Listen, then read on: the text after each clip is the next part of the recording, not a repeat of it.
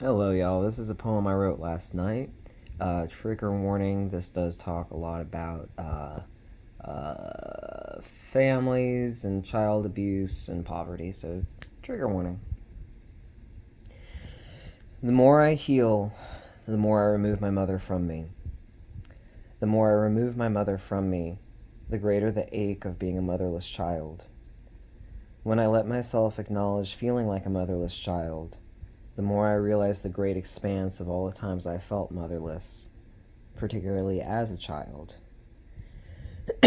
Whether it was looking for food in empty houses, digging my mom a garden bed she never used, almost dying at least twice from flu and no medicine, trying to make the house clean and quickly overwhelmed at age 8, being told that the molestation was a choice that I made with my body, the times I confided in her and quickly regretted it, the winters with no heat, being told this was proof I didn't love her age 12 when I knew I was protecting her and myself, the boyfriends I was polite to, the denigrations I learned to quietly accept.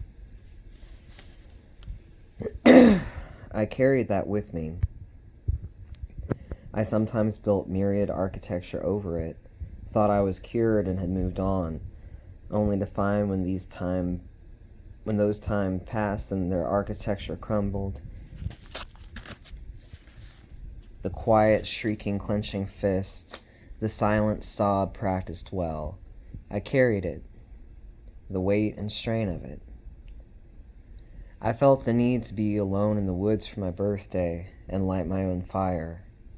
I realized my favorite part about a fire is the mesmerizing need to tend it. The organic movement like water flowing through crevices, or minerals forming stone, or roots reaching deep. I kept myself warm, and the moonlight was bright, and I felt like I was being forced to face my mother. And I thought, haven't I? Didn't I? Didn't I heal? Somehow the answer to my deep-seated fear and distrust of other people, that aversive anxiety, the inability to relax despite being the only person in sight, in my safe space of the woods, the answer was her. Today, all my prior training and emergency coping with my own depression came rushing in, first time in a long time, so dauntingly familiar. I reached a point that I understood. I've carried that fearful hiding breath, that clenched tight, that not breaking, actively, desperately, crucially not breaking.